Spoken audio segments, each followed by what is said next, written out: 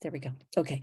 Welcome to the Journal of Expressive Writing Open Mic with featured reader. Our guest tonight is Dr. Hilton Koppe from Australia. He's going to be reading from his memoir, and it is November 17th, 2022. And we're also going to be having an open mic of 13 to 14 readers right following his feature. And we're also going to be having a Q&A with Hilton, and you are welcome to put your questions into the chat room. The chat room is going to stay open throughout our evening, so you can comment, say what you appreciate about Hilton's writing or each other's writing, and keep the conversation going. It's really fun to say where you're from, read where everyone else is from, keep track of the open mic reading list. And I just want to mention, I'm Kelly Dumar, and I'm thrilled to have the opportunity to host and present this evening to you. And thanks to Jen Minotti, who is the founder and editor of the Journal of Expressive Writing, who's here tonight, of course. And Jen, I wonder if you want to say hello to everyone tonight. Hi, everybody. Thank you, Kelly. Thank you for everyone. Hi, it's so great to see so many familiar faces. I'm just delighted that we have Hilton to read from his new book, The One Curious Doctor, tonight. I'm so thrilled. And personally, I was so thrilled to find out when I started reading his book that we have shared, our ancestry has shared a similar path from Russia through Vilnius, Lithuania, and down through Johannesburg. And so it's just that was a very pleasant surprise. And so without further ado, I'm going to turn it back to Kelly. Thank you, everyone, for being here. Thank you, Jen. And I am going to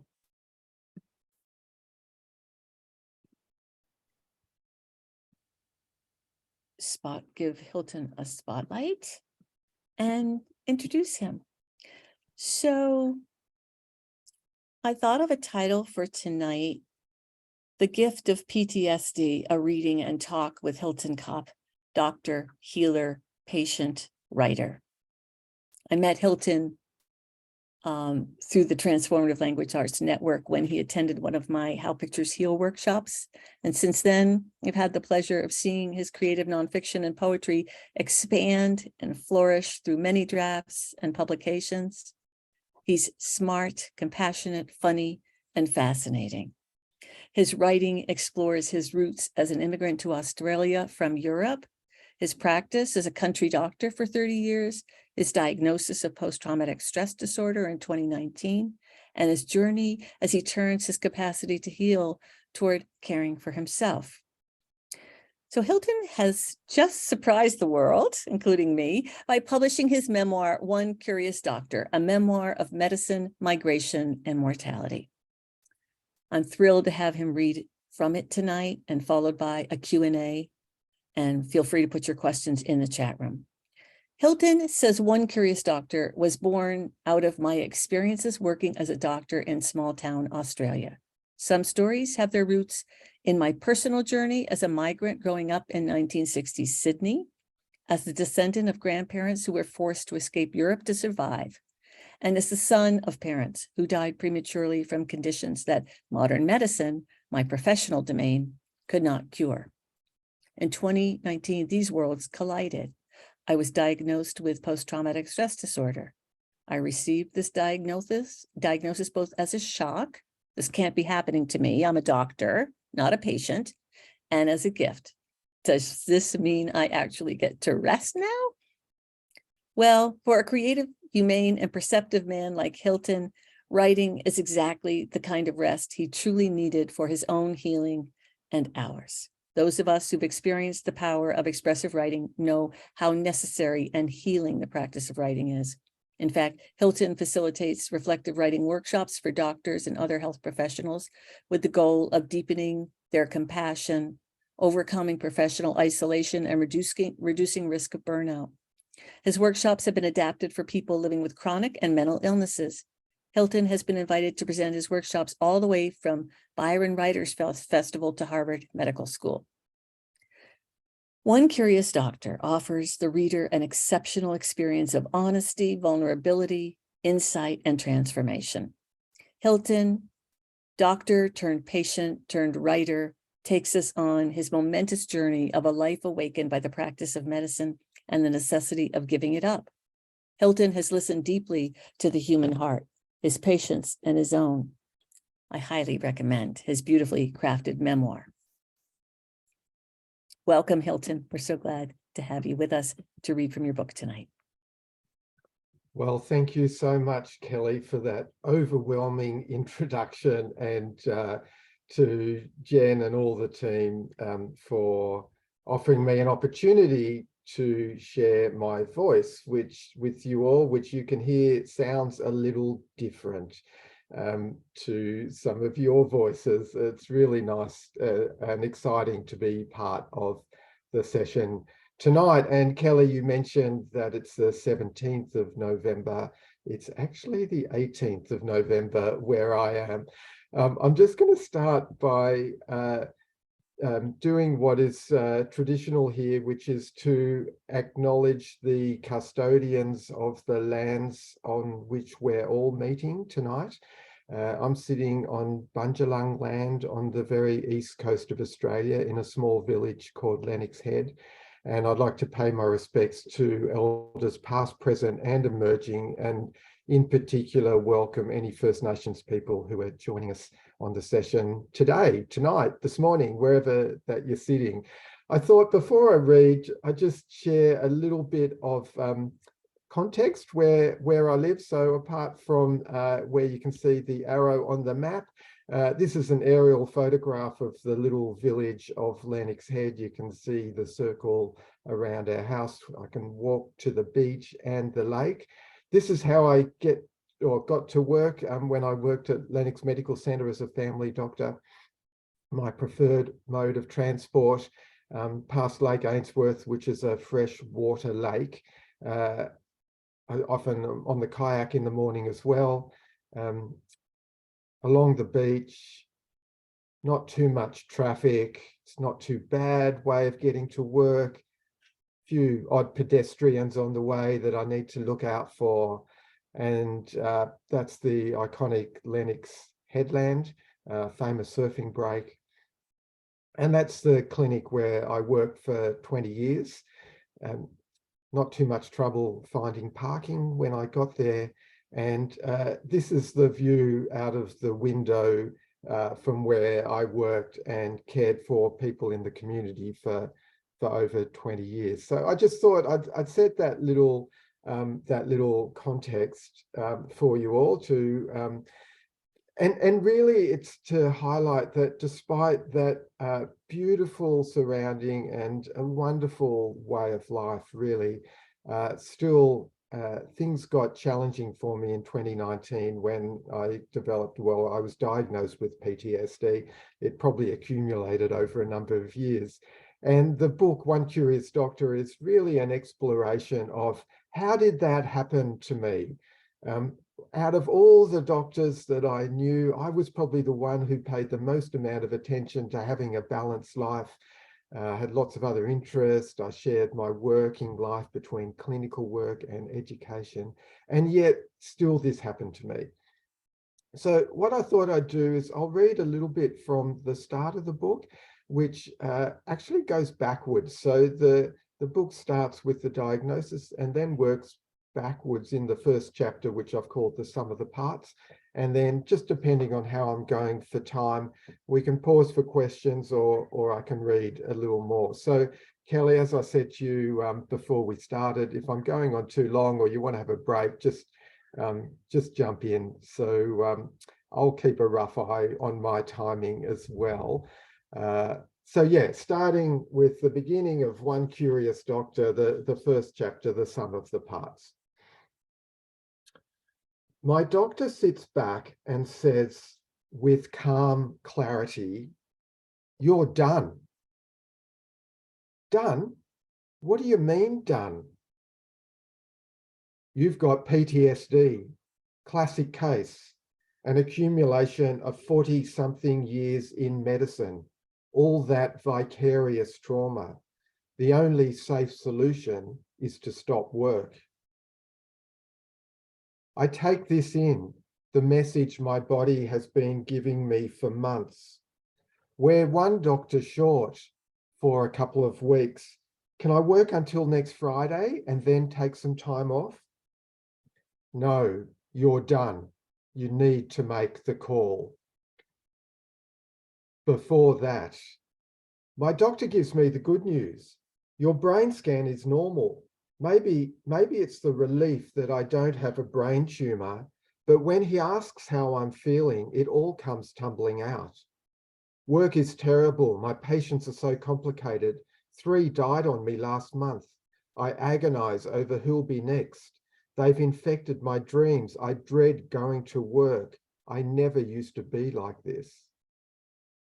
Before that, this is the most at peace I have felt on a work day morning for ages.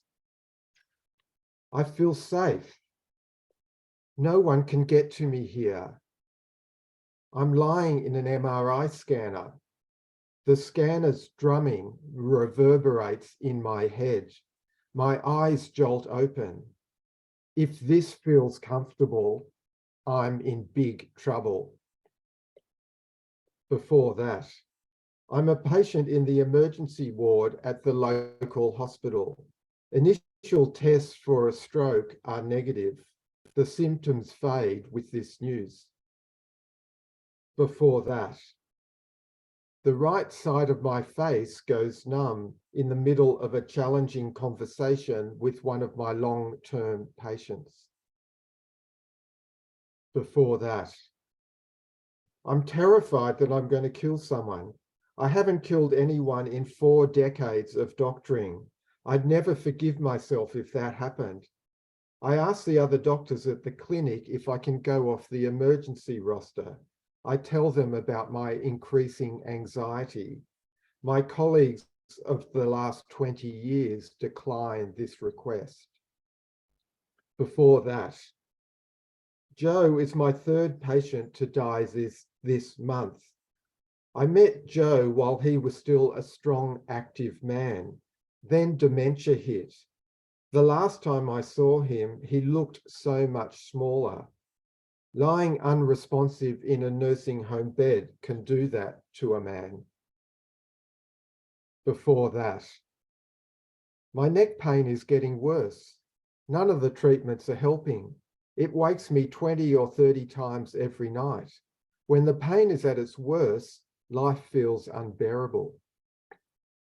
Before that, I write long lists of what to do to keep my patients alive. Long lists. I wonder if I'm becoming obsessive. Before that, my patients have grown old with me. They suffer the indignities of older age with varying degrees of grace. I have kept them alive, and now their lives are filled with pain, physical and existential. I don't want to fail them further. Before that, I developed chronic neck pain. The cause of the pain is uncertain. I wonder if it might be stress-related. Before that, I visit the Jewish Center of Culture and Information in Vilnius. I spend hours trawling through databases trying to learn about my family. The only piece of information I have to input is my mother's parents' original family names. I search databases of births and deaths and passport applications. Nothing. I look at the marriage listings, scrolling rapidly through hundreds of names without much hope. My eyes catch sight of the names Nisona Busmanis and Rebecca Lurie. I stop scrolling. That's them. That's my grandparents. At the age of 60, I have learnt the actual names of my grandparents and great-grandparents, where they were born, and where they lived. So I might pause there, Kelly, and that initial piece goes back and back and back and back, and I might just read the last little bit of that piece, and then it sort of gets into the meat of the book, which is kind of structured like a traditional medical record, with the history of the present illness, past medical history, social history, education history, family history. But I'll just read the last bit of that first part, and then I'll show a couple of photos and read a bit from the photos from my grandparents that I discovered in Lithuania. Does that sound all right? So before that, this is a long way back. Before that, my mother's parents settle in Bloemfontein in South Africa and live a simple life amongst the Jewish community there. They rent a small apartment in the ostentatiously named Hilton Mansions. My mother is born there. Before that, my mother's father convinces my grandmother to leave their shtetl in rural Lithuania for a better life in South Africa. Many Lithuanian Jews have made this journey. Their families are unwilling or unable to take the journey with them. My grandparents never see their relatives again. The Germans and the Russians make sure of this. Before that, my father's father is arrested by the Gestapo after refusing to be bribed by one of his employees. My grandmother goes to the police station where he's being held. The arresting officer is their neighbour's son. My grandmother reminds the young Nazi that they helped his family during the Depression. As he uncuffs my grandfather, he whispers to my grandparents, "You can go, but you must leave Germany tonight. Never come back. I won't be able to help you next time." My grandparents and their two sons catch the night train to Brussels. My father is 2 years old. My uncle is 9 months.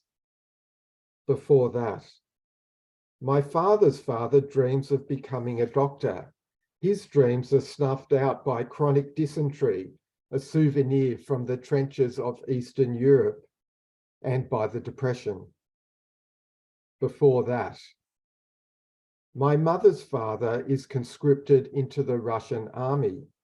My father's father is conscripted into the German army. They are enemies during World War I. Thankfully, they were not good shots, or I might not be here sharing this story. So that's how the book starts, and then it delves into each of those paragraphs that I read, or many of them lead to other pieces that I describe in more detail. Should I share one of those? So maybe I might just share the screen again, and hopefully the technology works. One of the things I learned from Kelly was the joy of using photographs as a stimulus for writing. This is the cover of One Curious Doctor. It's self-published, and one of the joys of self-publishing is that I had a lot to say over what went into the book, including the back cover blurb, which is on the right of the screen. I spent hours agonizing over the 250 words to put on the back cover, and quite a bit of time in bookshops looking at memoir back covers. They were all so boring, and I thought, pardon me, bugger this, I'm going to do something different. And because the book was themed like a medical history, I thought, why not have a medical history on the back cover? That's a photo of me with my mum in the stethoscope that's on the front cover.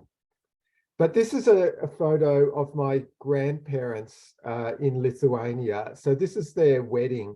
My grandmother, Rebecca Lurie, and my grandfather, Nisonas Busmanis. And that was their marriage certificate that I found when I visited Vilnius. They never spoke of their life at all in Lithuania. All I knew is that everyone else in this photo died. I didn't know their names. I didn't know anything about them. But after my parents died and I became the custodian of our family photos, I tried using the photos as a stimulus for some writing. And because I didn't know anything about the family stories, I had to make it up. And so the next piece I'm going to read an excerpt from is in the voice of my great-grandmother, who's sitting here on the end. Her name was Hanna Luri. I knew after I'd been to Vilnius. And what struck me about her in this photo was her shoes.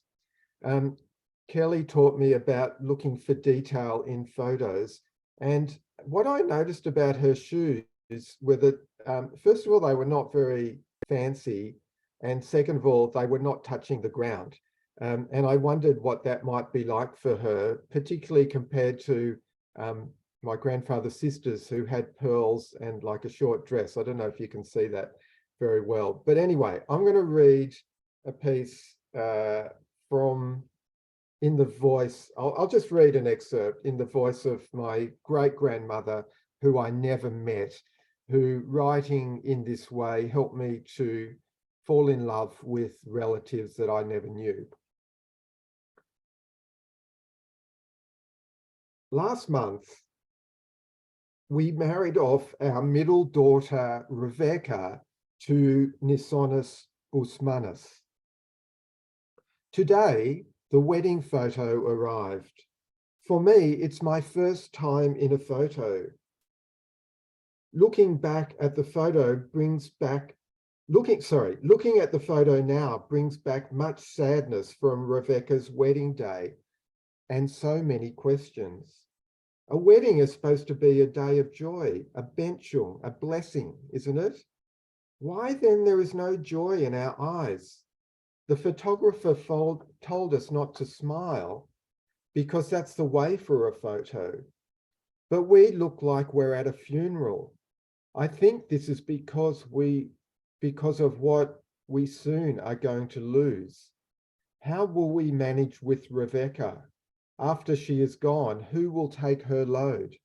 Already life is difficult enough. Why did they sit me on that hard bench for the photo? My feet, they cannot even touch the floor. My shoes, so ugly, dangling like last year's garlic, proof of our poverty compared to his family. Their pearls, so long, and the sister's dress, so short. At a wedding, I've never seen such a thing. My husband, Bear Hiras, sits with his eyes half closed. He thinks that if he doesn't look, then it won't happen. I'm not surprised. All our marriage, he's been doing this. Me, I need to keep my eyes wide open. The wife, she is the one who must think about the future.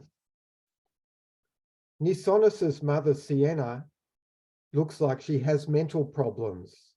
Her mouth, the way it hangs down, it says she is never happy. A kiss from a mother's lips like that can be dangerous.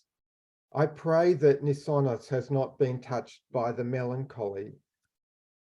His father, Yankelis, such crazy eyes bursting from his face, like he's sitting on a splinter.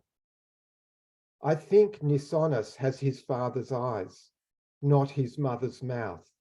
That is better. It is easy to take a splinter out, but there is no cure for the melancholy. So it goes on, but I'll just pause there and I'll just show you, just to finish off, this next photograph. That they are my grandparents who made it to South Africa. And that's them with me, their first grandson. And what I noticed about this photo, my grandmother, who was the bride in the previous photo, her feet aren't touching the ground either. And I was so struck by that. So the piece I wrote about this photo was in my grandmother's voice, and she reflects a little on the fact, like, what a miracle it is that they're there and that her feet don't touch the ground. And so Can you read it for us, Hilton? I can. Thank you. Please. Yeah, I'll read some of it. You just tell me when it's time to stop.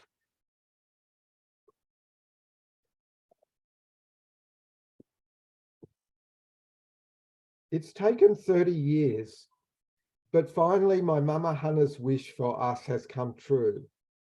After we left Lithuania for South Africa, she sent us just one letter. I wonder who wrote it for her. Maybe Nikolai at the post office. He was always good to our family. I wonder if she knew it would be her only letter to us before the Lithuanian collaborators finished her off along with the rest of the family. Mama sent the photo from our wedding. Such a gift. It's the only photo we have of all our family together. She made me laugh the way she described her embarrassment at the shabbiness of her clothes compared to Nathan's family, and about the bench being too high for her feet to touch the ground. I wish she could see us now, making the train journey from Bloemfontein to Johannesburg to meet my grandson, for the first time, gives me an excuse to wear my best outfit. But my legs, they're also too short for my feet to touch the ground. Looks like I've inherited more than just Mama's ability to see the funny side of life's awkward moments. Nathan doesn't know whether to smile or cry. I know that look. He's working hard to keep the tears away. He knows that once the dam breaks open, even with tears of joy, the floodgates are hard to close again. He doesn't want to spoil this precious moment. And neither do I. But I'm finding it hard to believe that after everything we have been through, everything we have lost, we finally have a grandchild. It's like God has shone a beam of radiance onto our laps. I might just stop there, Kelly, if that's all right. Yes, of course. My goodness. Wow. Oh, thank you so much, Hilton. Wow. You've given us so much in this reading. Can I just, it's actually a happy book and it has a happy ending. And these are like happy tears of just the, I suppose the emotion that is contained in untold family stories. Yes. Everything I read, I made up. You know, I mean, I know the names now, but the actual incidents, I made those up. I don't know if there ever was a letter. All those bits were made up because I didn't actually know the stories. So I used my imagination, even though it's a memoir, to, as I say in Australia, I hope it's okay, to make shit up. And it was kind of fun and very healing, and hopefully resonates somewhat for some of you with some of your life experiences. Oh my gosh, Hilton, it's amazing how you talk about. So this is what our imaginations do, right? They make up truth.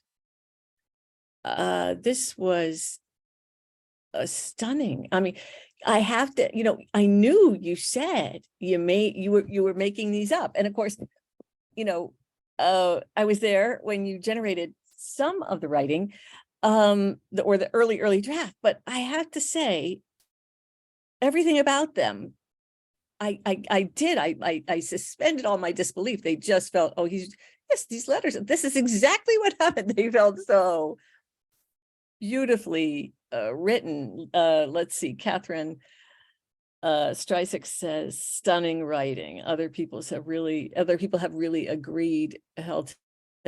I could listen to these and look at these pictures with you all night long. This voice that you channel imaginatively, but also maybe from somewhere else as well. I mean, this is your family history. This is where you came from. These are the people. When you give voice to these characters, you're giving them a sense of it feels really true.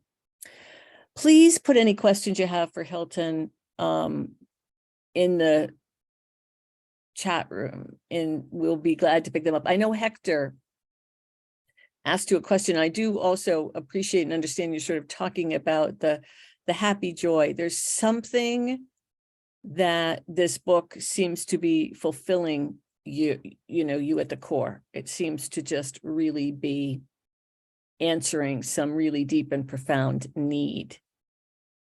Yeah, I think that's true. So the a lot of the pieces in the book I'd already written, and some of them been published. So thanks to people like Jen and other generous people who've shared some of the writings. But to put it together into a collection, I needed an overarching question that would bind it together. And the question was, as I said at the start, why me? Why did I get PTSD?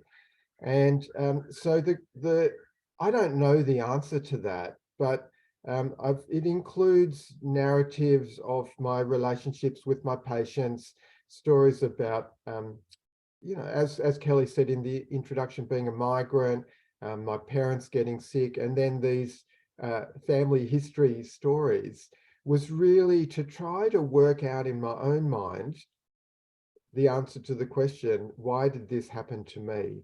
And my hope was that for other health practitioners, and I noticed someone in the group tonight is a nurse who's also been diagnosed with PTSD. I hope that for other health professionals, these stories might resonate. For other migrants, that the stories might resonate. And for people who are neither migrants nor health professionals, but perhaps once have been to a doctor and were ever curious about what a doctor hears when they listen to the patient's hearts, this book, I hope, gives voice to what is heard when we truly are present and listen. And I hope that people who read this might, when they visit their physician in the future, might see them slightly differently as a human being with feelings as well. That's part of my mission for doing this. Well, Hector has put a good question into the chat room, and I want to get to it, but I want to, before doing that, I think that something that I'm thinking about is that multi-generational family trauma, it doesn't just go away. It's inherited, right? It's maybe this is something we're really coming to and recognizing how trauma is embodied by families, even in the absence of all the history of that. It's somehow perhaps still in us. There was a lot that's moving through you in this book. Now, you're a physician who also was really practicing self-care and balance. So it made me wonder, it's like, oh my God, what if you weren't? Like, then what would it really have been like? It's like, do you ever think about that maybe that there was even some more buffering because of the self-care and that you did practice? 100%, Kelly. And it got messy enough, and I wouldn't want it to be any more messy than what it got. But yeah, definitely the strategies that I used were really helpful and kept me going for a really long time. But sometimes the straw that breaks the camel's back is not a very big straw, but they've just been accumulated. And I think also in my personality, whatever comes to make a personality, it were the same qualities that hopefully made me a trusted doctor, family physician, also made me vulnerable to the accumulation of that trauma. I was at a book launch in person last night, and the interviewer asked me about the caring. You know, did I care too much? And I don't know that I don't think my patients would say that I cared too much. I think they would say I probably cared just about the right amount, but that came at some personal cost. I think the happy part of the story is that when things got difficult, I sought support from medical professionals, from my own doctor and a psychologist. So first of all, I noticed there was something going on. Second of all, I sought support. Third of all, I followed their advice. Many doctors don't do any of those things. So those things were really helpful. And you followed your instincts too into writing, right? So I just see the strong connection between your healing process and the writing. But Hector's question has to do with backing. Let's back up for a moment and say, he asks, are doctors prepared during their training to face the death of their patients?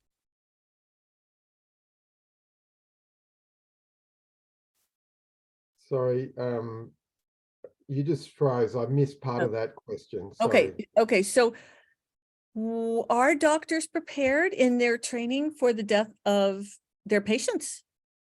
That's a really easy question to answer, Hector. No. And something about you and the way you practice medicine as a human being and as a doctor experienced, it seems like the death of patients was very triggering for you. It might be for any doctor or nurse, but I mean, it was triggering for you in your own unique way. You started to feel this sense of, oh, I don't know what I only know what you've told us, which is that you started to make these lists of ways that you could keep them alive. Your book is so wonderfully written to let us look at that question. Does a doctor whose family, much of his family who did not survive the Holocaust or a genocide, experience death in his profession, the death of patients, multiple, are they related?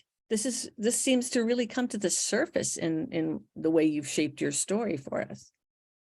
Yeah, and I don't know the answer to that question, but one of the joys of being curious is the joy of sitting with questions. And as you mentioned, Kelly, the writing has been a really helpful way for me to explore some of those questions. And I think added in to my experience was the death of my mother from ovarian cancer, and she had breast cancer before that, and my father from dementia. So those things, it's impossible to separate my background, who I am, from the work that I did. For me, I think some people maybe compartmentalize themselves and they play the role of a doctor, whereas I think I was present there, which was good, like it was really good. And like I said, it's a happy book. It's got a happy ending. I sort of dipped you down into it, but didn't have a chance to bring you back out at the other end. But it does end in a really good place. Like, for example, being here talking with you all is a good and happy place. And if I hadn't have been through all these experiences, I probably wouldn't be here. So, yeah. Leslie asks, she says, I feel like the medical field in Australia is more compassionate and a bit ahead of us here in the United States, particularly when it comes to mental health and neurodiversity. Wondering if you have any thoughts on that. By the way, I've been accused of caring too much also, and I don't think here in the US they prepare us in training for the kind of trauma we see either. Yeah, I've spent a little bit of time, Leslie, in the States with physicians and other health professionals.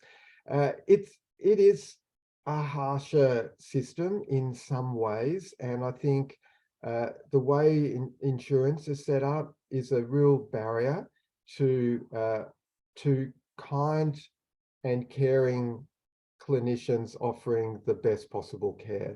That's been my observation. And just one very tangible example of that, I was talking to a group of family physicians in the States about some of the strategies I use for walking with my patient from the waiting room into my clinic room. And they go, wait a minute, you do that? In my clinic, the patient's already sitting in the room in a gown by the time I get in there.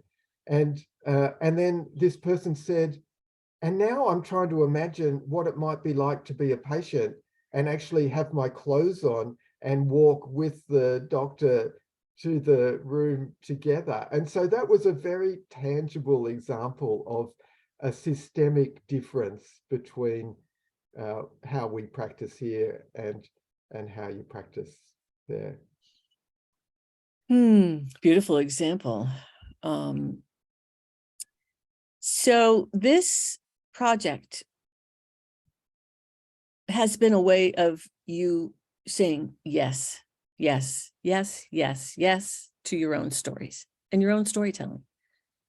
I mean, really saying yes on a deep level. You mentioned it's self-published. I mean, that is a way of saying no matter what, yes. Yeah, I think so. And just seeing the smiles on the faces and reading the comments, it's worth it. And the hard part about self-publishing is the amount of work that's required from this point on. So please tell all your friends what a lovely man I am and what a great writer.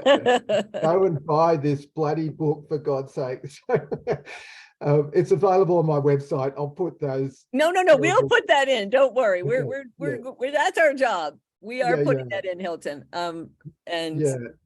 But that's the hard part. But the good part about self-publishing is that, as I mentioned earlier, having that element of more control over the way it looks, and so the design and the order, and also it was so much quicker. It didn't sit for 2 years on some publisher's desk. From the time I decided to do it and met a publisher or someone to help me, a self-publisher publisher. It was about 5 months. So it was like really quick from putting the concept together and actually getting it into the world. yeah, that's yes. And I think that's what I meant by, the suddenness of it was really quite exciting when I heard from you that, whoops. Okay, so let me just do that again. Okay, great. We're getting your links. It looks like going to your website is the best way for people to purchase this book. That's right. Yep. And get it into the hands of lots of people, and particularly the medical professionals that and such a story of humanity and caring and empathy and self-care and strength, family history. I mean, it's so those photographs, the way you've written from them, just brilliant, really creative, really took the creative bull by the horns, Hilton, and made your masterpiece. Well, thank you, Kelly. That's very kind. And you've been very supportive in that journey. I do genuinely really appreciate it. Oh, you're welcome. My goodness. Okay, good. So we're going to, we will shift over. We will give you a chance, if you will stay with us, to have a chance to say something at the very end, to say a goodbye. And then certainly you have a chance to read everything that's in the chat room. I am going to do one thing as we move into the open mic portion.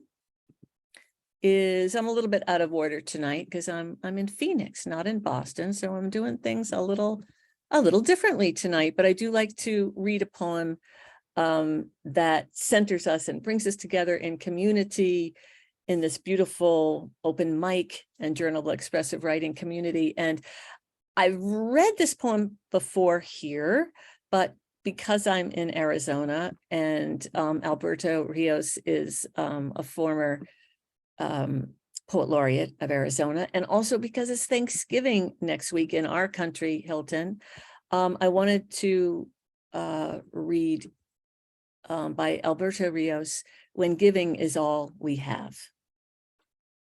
One river gives its journey to the next. We give because someone gave to us. We give because nobody gave to us. We give because giving has changed us. We give because giving could have changed us. We have been better for it. We have been wounded by it. Giving has many faces. It is loud and quiet, big though small, diamond in wood nails. Its story is old, the plot worn, and the pages too, but we read this book anyway, over and again. Giving is first and every time, hand to hand, mine to yours, yours to mine. You gave me blue and I gave you yellow. Together we are simple green. You gave me what you did not have, and I gave you what I had to give. Together we made something greater from the difference. So now let us go to our open mic, and we are going to be starting tonight with John Swainston, and then Susan Dines, and then Ann Casper. So 3 minutes on the timer. And when I call your name, I like to give a little advance notice. So we'll be going John Swainston, Susan Dines, and Casper. But John, when I call your name, you're up, just unmute and I will spotlight you. And that is how we will go. Okay. And feel free to tell the readers what you appreciate in the chat room. John, you are up. Okay, I have totally changed what I'm going to read by virtue of Mr. Hilton and I'm going to read a couple of poems out of my self-published book called The Memory Box.